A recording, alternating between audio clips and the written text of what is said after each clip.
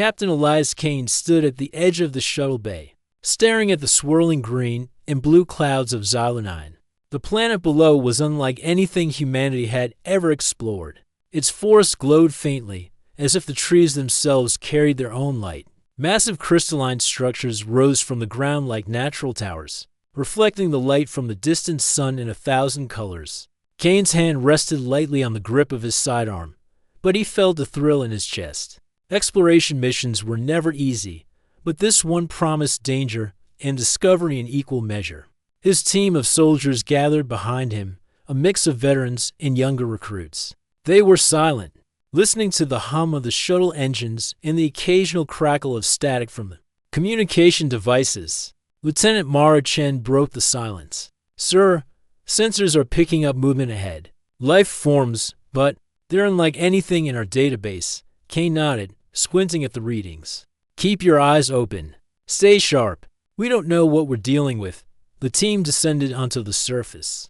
As their boots touched the soft, glowing ground, the air felt strange, almost heavy, yet strangely invigorating.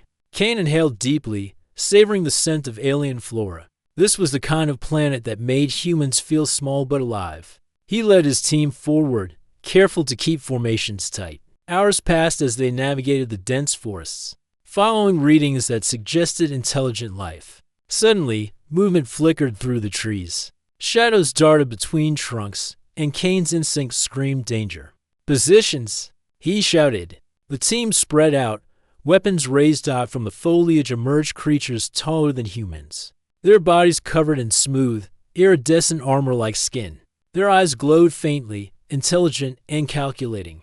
Kane had seen a lot in his career, but nothing like this. These were Xitherians, as the old star charts had warned, the dominant species rumored to inhabit Xylo-9. The lead creature stepped forward. It was taller than the others, regal and commanding.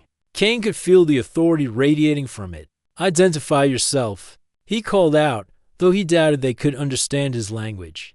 The creature tilted its head and emitted a low, resonating hum. The sound seemed to vibrate through the ground itself.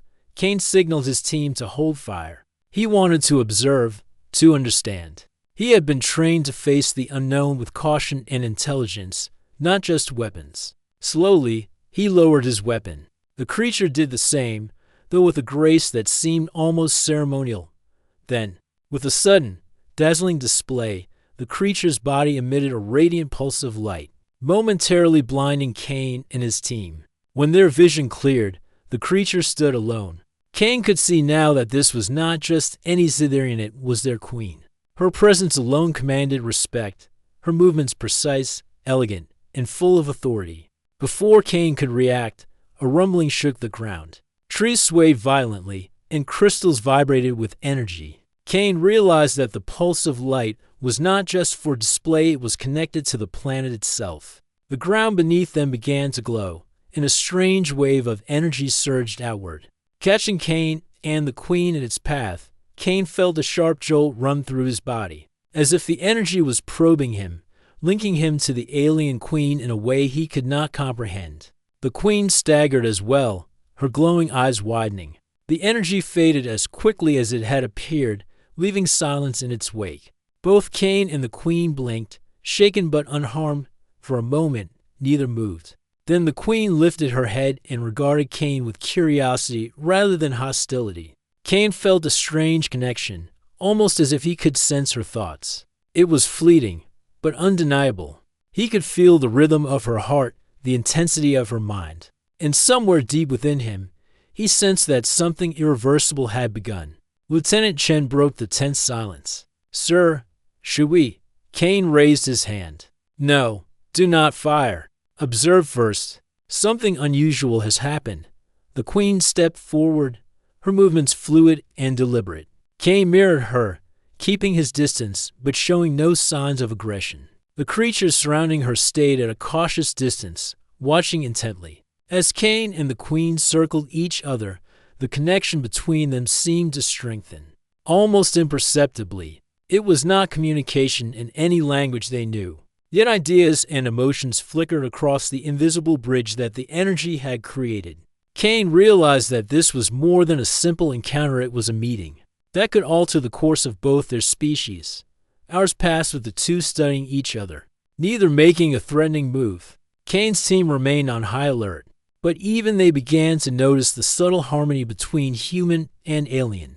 The Queen's body pulsed with faint light whenever she approached, a signal of the planet's energy still interacting with her. Kane felt it too, a strange warmth that ran through his veins and angered his thoughts in ways he could not fully explain. Eventually, the Queen stepped back, raising her hand in a gesture that seemed to signal the end of their immediate standoff. Kane mirrored her gesture, nodding. It was a silent understanding. Neither would attack the other, at least for now. Before leaving, Kane pulled out a small recorder. "We will return," he said, his voice steady. "We seek understanding, not war." The Queen's eyes glimmered, and Kane could swear he saw a hint of acknowledgement, as if she understood every word without needing translation. As Kane's team prepared to retreat, the Queen turned back toward her people. Kane's eyes lingered on her, sensing something profound had occurred. He could not yet understand the full impact, but deep down, he knew that the energy surge had left an indelible mark on both of them. Back on the shuttle, Kane reviewed the mission data. Sensors had recorded an unusual spike in biological activity. In the Queen's physiology, something unprecedented. The energy surge had not only linked them briefly, but seemed to have altered her biology in subtle ways. Kane frowned, knowing that this was only the beginning. By the time the shuttle reached orbit, Kane had already made up his mind. "Prepare a full report for command," he said, "but keep it classified. This isn't just first contact. Something extraordinary has happened here. Something that could change everything." The crew exchanged uneasy glances, but they trusted Kane's judgment. No one knew exactly what had occurred on the surface, only that Kane had faced a queen of an alien species without drawing blood. That alone was enough to earn him a mix of admiration and skepticism. As the shuttle accelerated toward the outer rim of Xylonia, Kane looked out at the glowing forest below. Somewhere within that alien world, Queen Lyra, the name he had assigned after consulting historical records, was already considering the implications of their encounter. Kane did not yet realize that the planet, the Queen, and the energy surge had begun a chain of events that could unite humans and Xytherians in ways neither species could have imagined. And somewhere deep inside the Queen, Kane's presence lingered, a spark that would not fade. It was faint at first, almost imperceptible, but it was there, a connection neither could fully explain, born of chance, circumstance, and the strange energy of HFY-9. As the stars stretched past the shuttle's windows, Kane allowed himself a small smile. He had survived countless battles, faced unimaginable threats, and traveled to the edges of human knowledge. But this encounter felt different. It was not about combat or survival. It was about discovery, and perhaps about destiny. He did not yet know what the future held. He did not know that one day, that fleeting moment on the surface of Xylonia would ripple through both their worlds. He did not know that the connection forged by the strange energy surge would lead to a future that neither human nor Xytherian could have predicted. But for now, he allowed himself to feel hope, a rare, quiet hope that humanity could meet the unknown not with fear, but with courage, intelligence, and a willingness to understand. And somewhere in the distance, Queen Lyra felt it too, a similar sense of possibility that both unsettled and fascinated her. The stars outside the shuttle stretched endlessly, carrying the promise of adventure, danger, and the extraordinary story that had only just begun. The shuttle's engines hummed quietly as it moved away from Xylonia. Captain Elias Kane leaned against the viewport, watching the planet shrink into a swirl of glowing colors. He felt a strange mix of relief and unease. The encounter with Queen Lyra had left him unsettled in ways he could not fully explain. It was not fear he was trained for danger, but a deep awareness that something extraordinary had just happened. Something that would change everything. Lieutenant Mara Chen approached, her expression serious. "Sir, sensors are still picking up residual energy from the planet. It's unusual, even for a world like this." Kane nodded without taking his eyes off the shrinking orb. I know, he said quietly. Whatever happened down there, it wasn't just a natural phenomenon. That queen, she's connected to it. And somehow, I feel connected to her too. Chen frowned. Connected? You mean psychologically? Kane shook his head. More than that. Physically, maybe even biologically. I don't know yet. But there was something in that energy, some interaction between her and me. It wasn't random. The shuttle crew exchanged nervous glances. Humans had faced alien species before, but nothing like this. Kane had survived countless missions, faced hostile worlds, and yet he felt vulnerable in a way he had never felt before. Not because of weapons or enemies, but because of the unknown consequences of that energy surge. Back on Xylo 9, Queen Lyra returned to her throne chamber, her mind alive with questions. Her advisors, the High Council, had gathered in tense silence. Your Majesty, one said, his voice formal yet strained, the human captain. What was that energy? What has he done to you? Lyra's glowing eyes flickered as she paced. I do not yet know, she admitted. But I feel him within me, somehow. Not physically as I understand it, but as a presence, a thread connecting us. This is new, unprecedented. I cannot ignore it. A younger council member, less cautious than the others, spoke. Your Majesty, humans are unpredictable. They may return, and we cannot control what may happen next. Should we prepare for war? Lyra's eyes narrowed. No, we will observe first. He did not attack us, and I sense no intention of harm.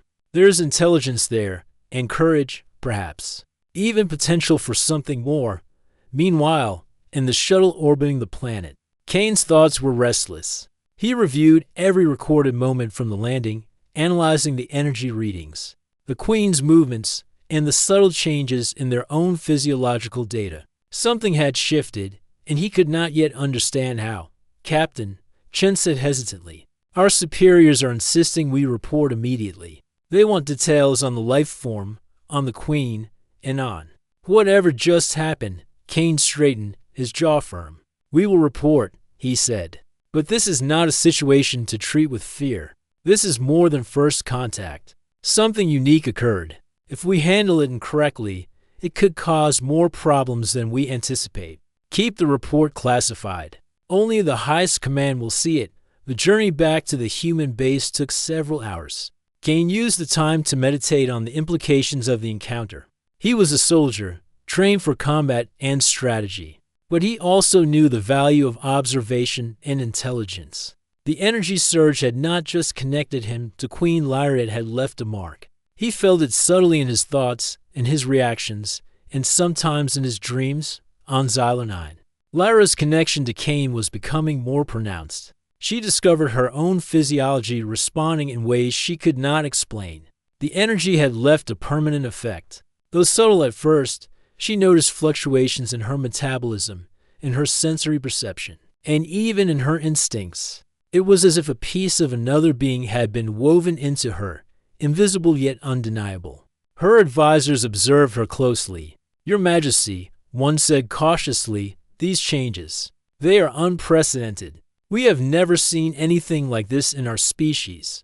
Lyra nodded, her thoughts distant. I know, and yet, I do not feel danger. I feel potential. But we must be careful. The human may return, and the galaxy is not patient. There are others watching, others who may not see this connection as harmless. Days passed, and the initial shock of the encounter began to fade. Kane received coded messages from his superiors requesting a more detailed report, but allowing him discretion in what to include. Kane chose his words carefully. He described the planet, the life forms, and the unusual energy surge. But he left out the parts about the connection. Unsure how Command would react, he also began documenting his personal observations, something he had learned to do on every mission. Every detail mattered: the Queen's behavior, the subtle signals of intelligence, and the hints of an emotional bond that defied conventional understanding. One evening, as Kane reviewed the data, he noticed an anomaly in the biological readings from the Queen. A faint pulse in her systems suggested a change at the cellular level. It was not aggressive, not harmful, but it was there. Kane's mind raced. Could the energy surge have left a permanent imprint? Could it have triggered something that would develop over time? On Xylar 9, Lyra experienced similar phenomena. Her body, her senses, even her emotions were slowly altered. She found herself thinking of the human captain, of his courage, of the way he had faced her people without aggression. She did not yet understand why she felt this pull toward him, but it was there, quiet, persistent awareness. The council grew concerned. Your Majesty, this bond, it could be dangerous. Humans are unpredictable. How do we know they will not use this connection against us? Lyra raised her hand, and a calm settled over the chamber. We do not know, but we also do not know the potential. We must observe, not react in fear. This human has shown respect, intelligence, and courage. We should learn from this, not assume threat. Weeks passed with no contact from Cain or the humans. The absence was almost comforting, but it also allowed both Cain and Lyra to reflect on the encounter. Cain found himself thinking of the glowing forests, of the crystalline towers, and of the Queen's eyes. He wondered what it would mean if they met again under calmer circumstances. Lyra, in turn, found her thoughts returning to the human. There was a curiosity in her mind that she could not dismiss. The bond felt like a thread connecting them across the void, a thread she could not ignore. One day, Cain received a discreet transmission from an unknown source. It was from the Queen herself, encoded in a form adapted to human technology. The message was simple, a request for dialogue, for understanding, for observation. Cain felt a thrill. This was the opportunity to learn, to explore, and perhaps to guide the unexpected consequences of their encounter. He prepared for the mission carefully, knowing that the next meeting would be critical. He did not know that the residual energy from the first encounter had begun a biological process in the Queen, one that neither species had seen before. Cain's instincts told him that the connection was more than symbolic. Something was developing, quietly, beneath the surface. As he approached the shuttle bay for the return trip to Xylar 9, Cain allowed himself a moment of reflection. Humanity had always faced the unknown with courage, and this was no different. Yet this challenge was unlike any other. It was not about weapons, strategy, or survival. It was about understanding, patience, and the delicate dance between two intelligent species. On Xylar 9, Lyra waited, her senses alert. She could feel the pull, faint but undeniable, guiding her toward the shuttle. The connection had strengthened, subtle but persistent. It was as if the energy surge had sown a seed, one that would grow over time, one that would alter both their destinies in ways they could not yet imagine. When Cain landed, the atmosphere of the planet was familiar yet changed. The forest glowed more vividly. The crystals sparkled with energy that seemed to respond to the presence of both human and Queen.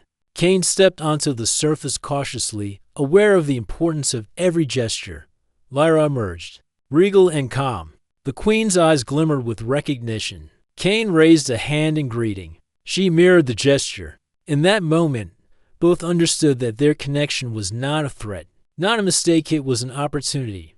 Over the coming days, they began the slow process of dialogue. They learned to communicate in ways that transcended language. Cain demonstrated human ingenuity, problem-solving skills, and diplomacy, while Lyra showed wisdom, strategy, and patience. Together, they explored the potential of their connection, unaware that it was already beginning to have profound effects that would change the course of their species forever. For now, both were cautious, aware that the galaxy was watching and that any misstep could trigger conflict. Yet beneath caution, there was curiosity, and beneath curiosity, a quiet hope.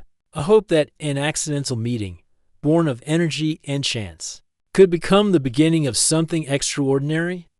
The days on Xylar 9 passed with a tense calm. Captain Elias Cain and Queen Lyra had begun tentative cooperation, exploring ways to understand each other and their unexpected connection. Cain was amazed at the Queen's intelligence and her careful observation of human behavior. Lyra, in turn, watched him with a mixture of curiosity and admiration. Neither could fully explain the faint thread that seemed to link them, a bond lingering after the energy surge that had first brought them together.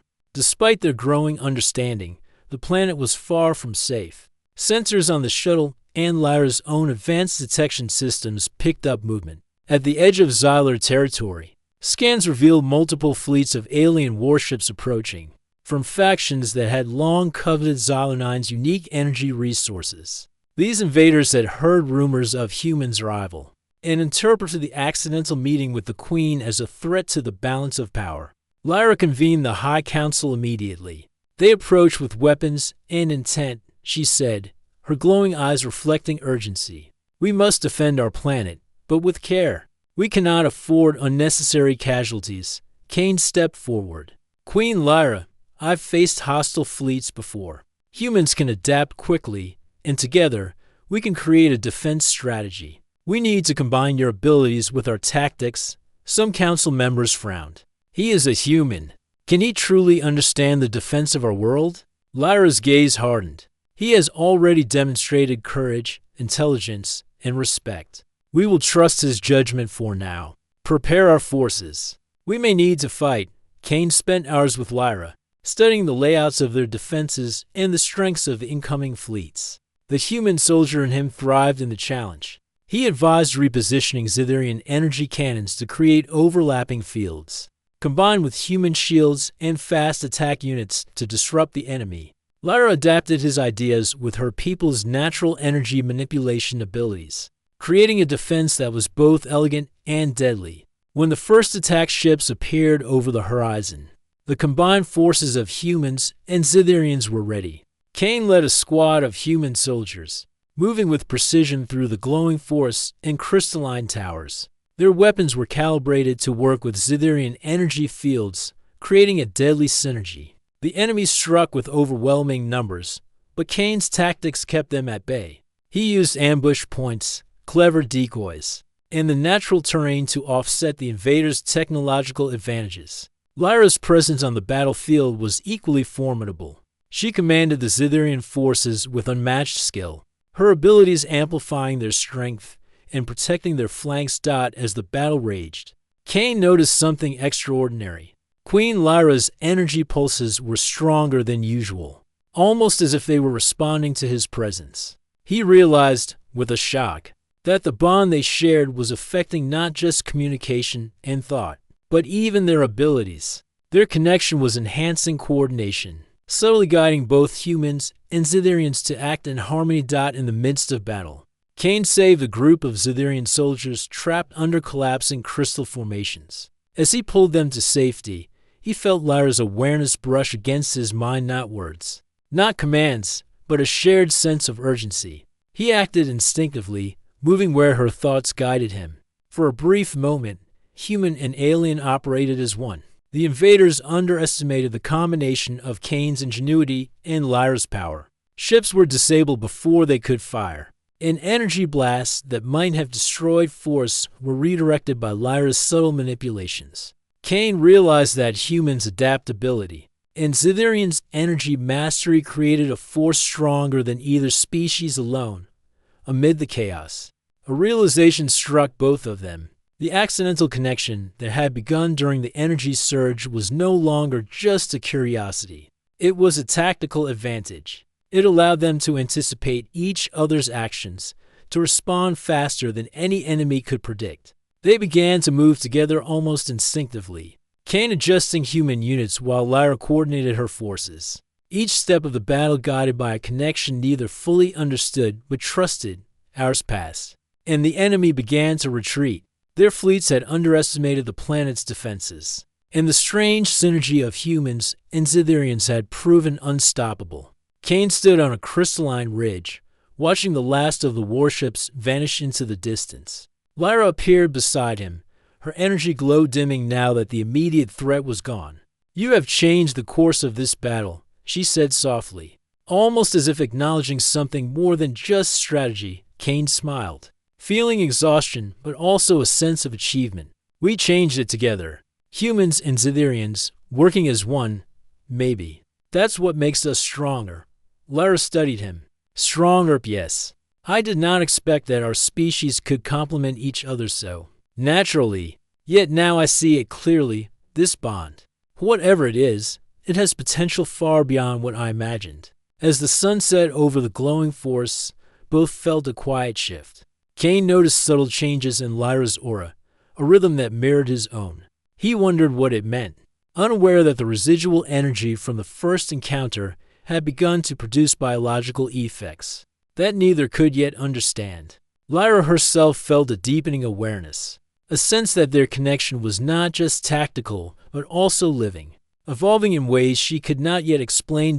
In the days following the battle, Kane assisted the Zithirian scientists in analyzing the energy fluctuations left behind by the invaders. Together, they discovered that the bond had triggered unique energy reactions within Lyra's physiology. While subtle, these reactions suggested that the Queen's body was beginning to adapt to the presence of Kane's influence. Neither fully understood the process, but they realized it was unprecedented. Meanwhile, the council debated the consequences. Some saw the bond as a risk, fearing the influence of humans on the Queen. Others recognized the advantage, arguing that the human captain's presence could strengthen their species in ways previously unimagined. Lyra remained calm, asserting that observation and understanding must come before judgment. Kane, for his part, continued to demonstrate the best of humanity: ingenuity, courage, and patience. He trained Zithirian units in human tactics while learning from their energy-based combat techniques. The two species, once cautious and distant, began to understand the power of cooperation. Amid these developments, both Kane and Lyra experienced private moments of reflection. Kane thought about the Queen's presence during the battle, about how their connection had guided his instincts. It was unlike anything he had felt before, an awareness, a sense of timing, almost like a silent conversation. He realized that this was more than strategy. It was a new kind of understanding, one that transcended words. Lyra, in her private chambers, felt similar stirrings. The connection with Kane was changing her perception, subtly influencing her decisions and her sense of intuition. She did not yet understand why, but she sensed that it was only the beginning. The Queen's advisors remained unaware of the full extent, but Lyra herself recognized the significance. The aftermath of the battle left Xylo9 in a state of quiet vigilance. Kane and Lyra walked together through the forests, discussing the lessons learned and the preparations needed for future threats. Their dialogue was careful, yet infused with mutual respect and curiosity. Each learned from the other, combining human pragmatism with Zithirian insight. During one of these walks, Kane noticed a faint glow within Lyra's aura, a subtle pulse that seemed to synchronize with his own heartbeat. He paused, studying her carefully. "Lyra, I think the energy surge did more than link us mentally. There may be lasting effects, changes we can't yet measure." Lyra considered him carefully. "I feel it too. Something inside me is shifting, quietly but persistently. It is not dangerous, yet it is undeniable. Perhaps it is the first sign of something new, something that connects us more deeply than I imagine." Neither spoke further, for both sensed that the truth of the bond could only reveal itself over time. They continued their patrols, their training, and their preparations for future threats, knowing that the galaxy was vast and unpredictable. Yet amidst caution, a quiet optimism began to grow, a belief that humans and Zithirians, together, could achieve something extraordinary. By the time night fell, the forest glowed more brightly than ever, reflecting the energy of the bond that now subtly linked the two species. Kane and Lyra returned to their respective quarters, each lost in thought. Kane considered the implications of human adaptability in a world so alien, while Lyra contemplated the evolving nature of her connection with a species she had only recently met. For both, the accidental meeting on Xylo9 was no longer a moment of chance. It had become a turning point, a spark that could ignite cooperation, understanding, and perhaps even transformation. The battle had tested their strength, but it had also revealed the unique potential of humans and Zithirians working together.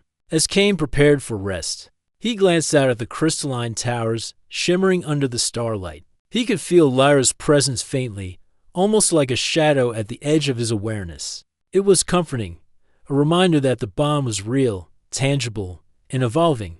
Lyra, lying in her chambers, felt a similar sensation. The presence of Kane, though distant, resonated within her, a quiet hum of possibility. Neither fully understood it, but both sensed that the events of the weeks following the battle were a time of careful observation and preparation. Captain Elias Kane and Queen Lyra had grown accustomed to working together, their bond becoming stronger and more intricate. Humans and Xitherians trained side by side, their cooperation now more natural, almost instinctive. Kane marveled at the alien warrior's abilities and discipline, while Lyra observed human adaptability and creativity with admiration.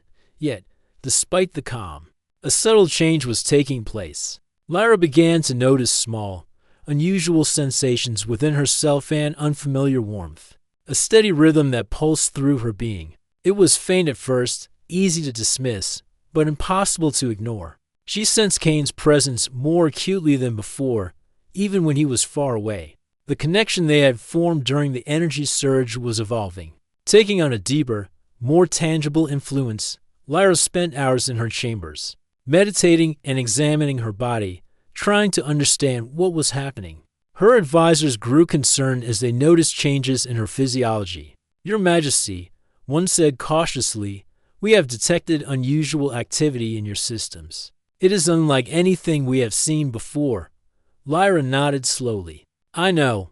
I feel it as well. The connection with the human captain.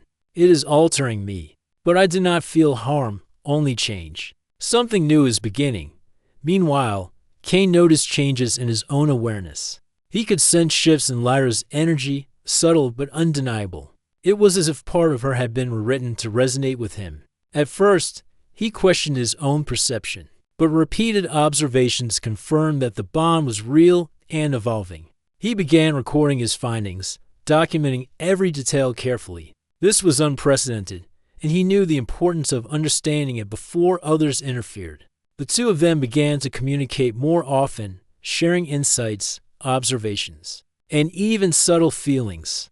Though they could not speak the same language fluently, the bond allowed a form of understanding that transcended words. They explored the forests, the crystalline towers, and the glowing rivers together, learning not just about the planet, but about each other's instincts, thought patterns, and capabilities. It was during one of these exploratory sessions that Lyra noticed a more pronounced change. Her senses were heightened, her perception of energy fields sharper, and her intuition about future events surprisingly accurate. Kane, too, noticed that he could anticipate her movements, her decisions, and even her subtle intentions before she acted. Together, they realized that their connection had tangible effects on their abilities and awareness. This realization brought both awe and caution. Kane understood that human biology and Xitherian physiology were fundamentally different, and yet the bond had created a bridge between them. Lyra recognized that the energy surge had not simply linked them mentally. It had initiated a transformation that would develop over time. Lyra's council was divided. Some feared the changes, worried that humans might exert undue influence over their queen.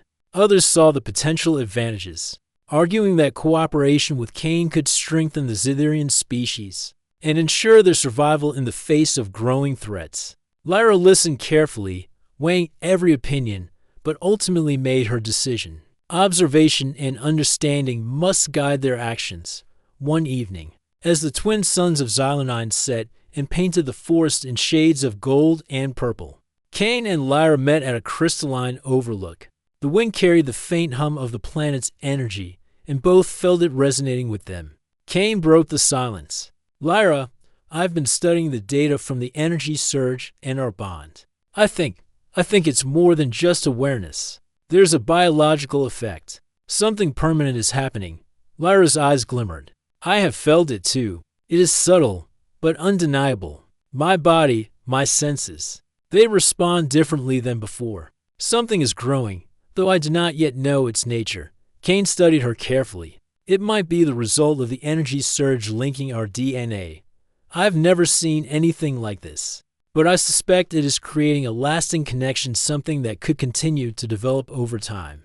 Lyra nodded, a mixture of wonder and apprehension in her gaze. "Then we must proceed with care. Whatever is happening, it is new, unprecedented, and could have far-reaching consequences. We must be vigilant, yet open to discovery. Over the following days, Kane assisted the Zithirian scientists in monitoring Lyra's physiology. They used a combination of human and Zithirian technology, mapping energy patterns, biological responses, and genetic markers. Slowly, a picture began to emerge. The energy surge had triggered a unique biological process within Lyra, one that could not be fully explained by existing science.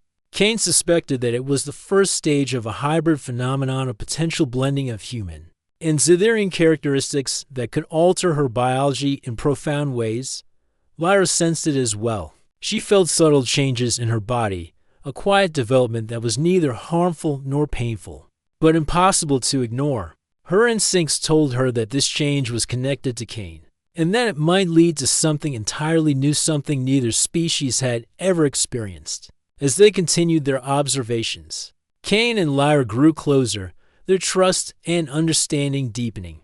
They trained together, explored the planet, and shared insights about their respective species. Kane taught Lyra about human problem-solving and adaptability, while Lyra demonstrated the Zithirians' mastery of energy manipulation and strategic foresight. Together, they became a living example of cooperation and synergy. It was during one late-night session in the research lab that Lyra spoke quietly. "Captain Kane, I believe something is forming. Not a thought, not a feeling, but a presence.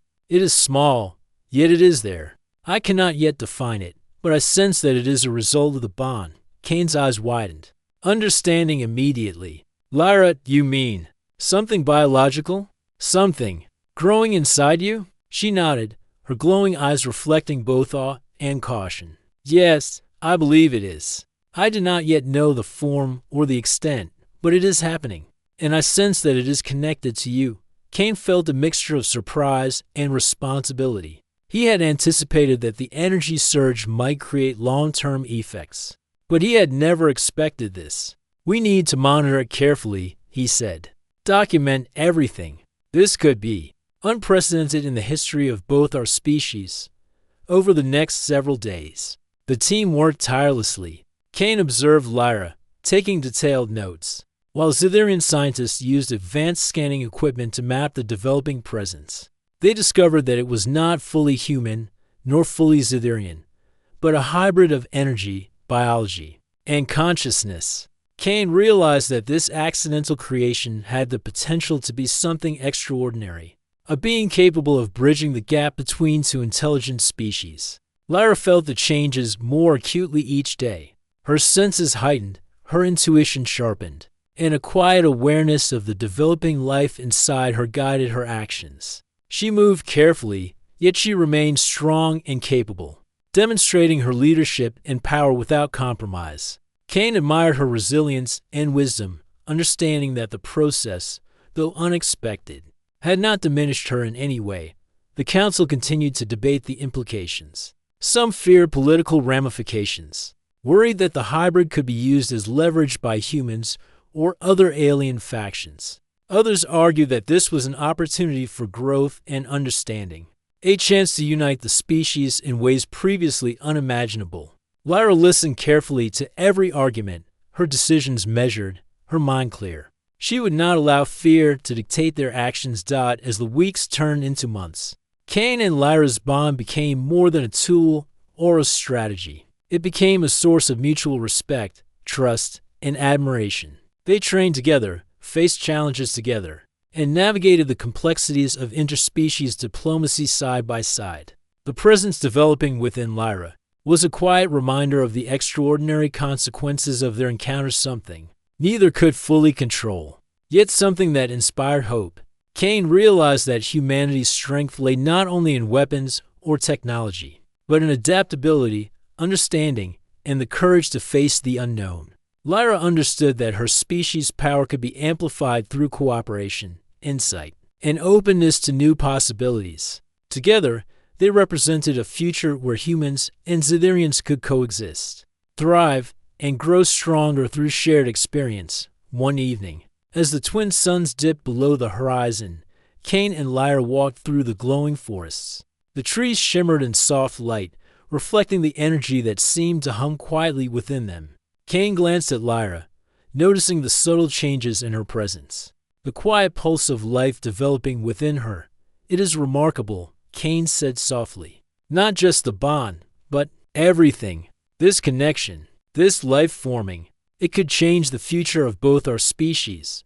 Lyra nodded, her eyes thoughtful. "Yes, and we must guide it with care. Observation, patience, and understanding will be our greatest tools. We cannot control everything, but we can ensure that it grows safely, responsibly, and with purpose." The night stretched on, quiet and calm, as humans and Xitherians continued to explore the potential of their bond. The hybrid presence within Lyra was a silent promise of change, a symbol of cooperation, and the air on Xylar 9 was electric with anticipation. The hybrid presence within Queen Lyra had grown steadily over the weeks, becoming impossible to ignore. Captain Elias Cain stood by her side, observing the subtle changes with a mixture of awe, responsibility, and careful optimism. The energy connecting them was stronger than ever, a quiet, persistent thread that seemed to resonate not only with them, but with the planet itself. Lyra moved gracefully through the throne chamber, her senses heightened as the final stages of the development approached. Cain watched her, aware of the extraordinary responsibility they now shared. This was no longer about first contact, diplomacy, or defense. This was about life new, unique, and unprecedented. The Council of Xitherians gathered, their expressions a mixture of curiosity, concern, and cautious hope. Some were still wary, fearing the unknown consequences of this hybrid. Others were fascinated, recognizing the potential to unify their species with humans in ways that had never been imagined. Lyra addressed them calmly, her voice carrying authority and reassurance. "We will observe and guide this development responsibly. Fear will not dictate our actions. We must embrace understanding, knowledge, and care." Cain stepped forward. "Queen Lyra, the human perspective is simple. We have faced the unknown countless times. What we cannot control, we observe and protect. The same principles apply here. The child forming within you is not a threat. It is an opportunity, something that can inspire hope for both our species." The council murmured among themselves, some nodding in agreement, others hesitant. Lyra's eyes glimmered with determination. "We proceed with vigilance and wisdom. Let us prepare for the next stage, together." Over the following days, the focus shifted entirely to preparation. Cain worked with Xitherian scientists to design a controlled environment that would support Lyra during the birth. They integrated human medical technology with Xitherian energy manipulation, creating a chamber that could adapt to unforeseen needs. Cain's calm determination and ingenuity impressed the Xitherian specialists, who marveled at the ways human logic complemented their own understanding of life energy. Lyra's energy pulses had grown stronger, yet she remained composed. She moved with precision, her mind focused on guiding the process while maintaining the safety of all involved. Cain stayed close, providing support and reassurance, his presence steady and grounding. The bond between them had deepened, forming a foundation of trust that transcended species. As the moment approached, both humans and Xitherians observed quietly. Lyra's body glowed softly, reflecting the energy of the life forming within her.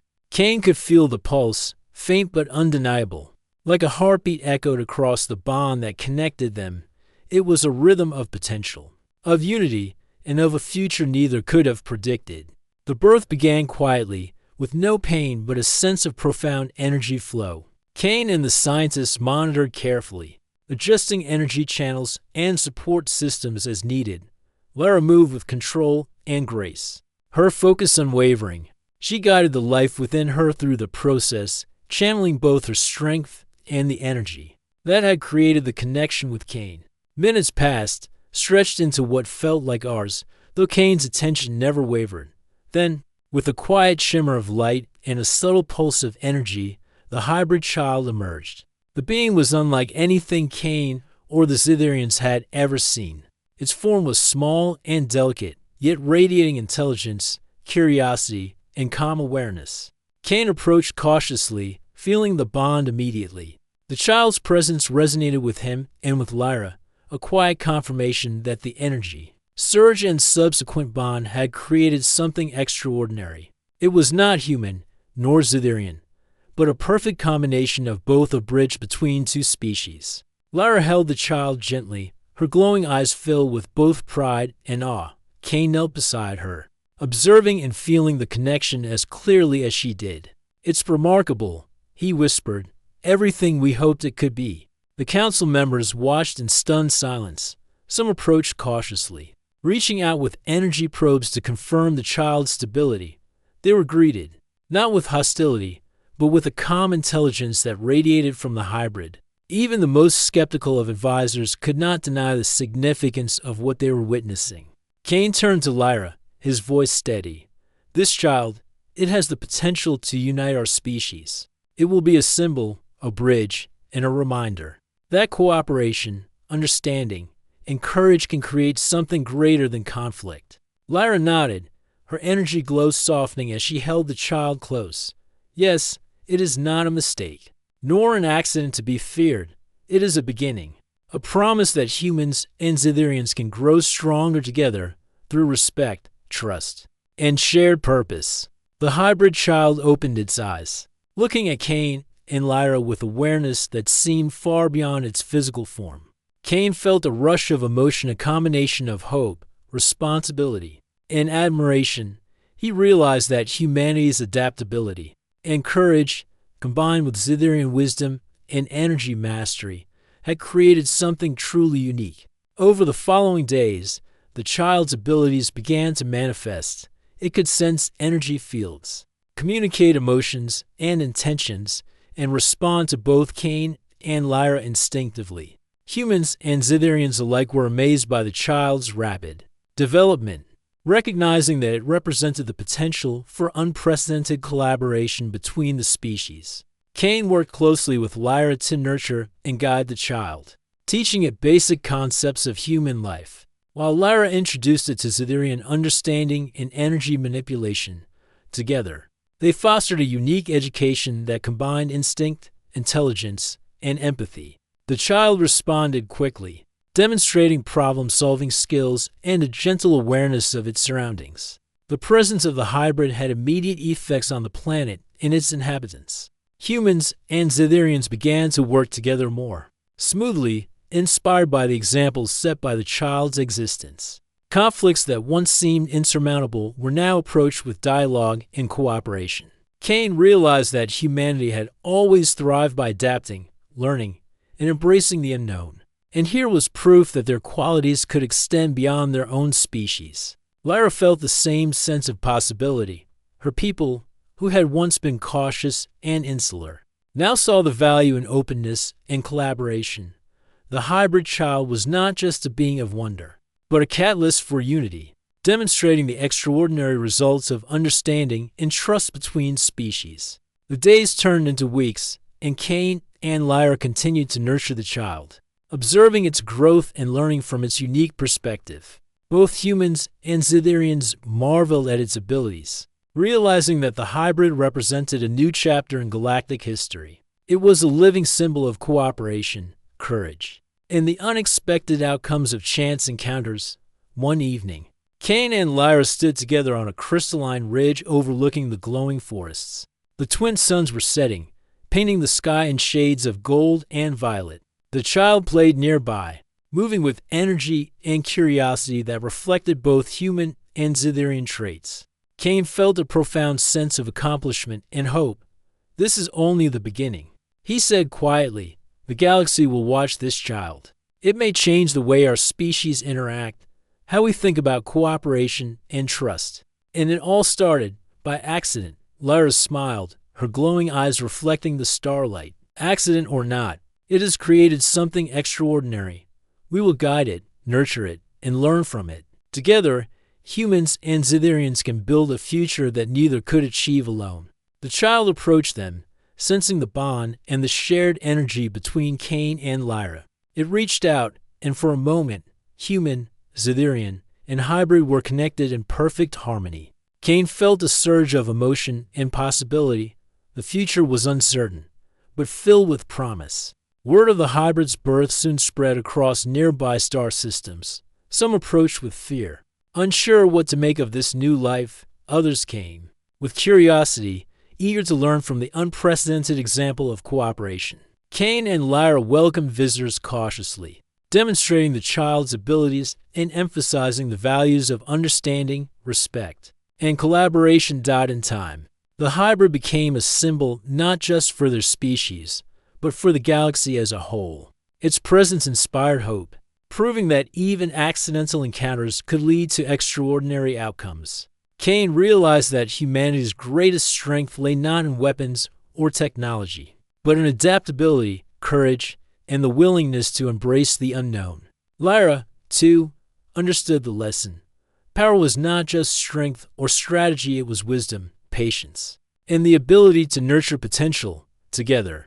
She and Cain demonstrated that two very different species could learn from each other, protect each other, and create something beyond imagination. As the twin suns set behind the glowing force, Cain, Lyra, and the hybrid child stood together. United by bond, energy, and purpose, the stars above stretched endlessly, carrying the promise of adventure, growth, and discovery. Humanity and the Zitharians had survived, adapted, and flourished. The accidental connection that had begun with a single energy surge had created a legacy of hope and cooperation. And for Cain and Lyra, the journey was far from over. They had proven that courage, understanding, and adaptability could achieve the impossible. They had shown that humans could thrive even in alien worlds.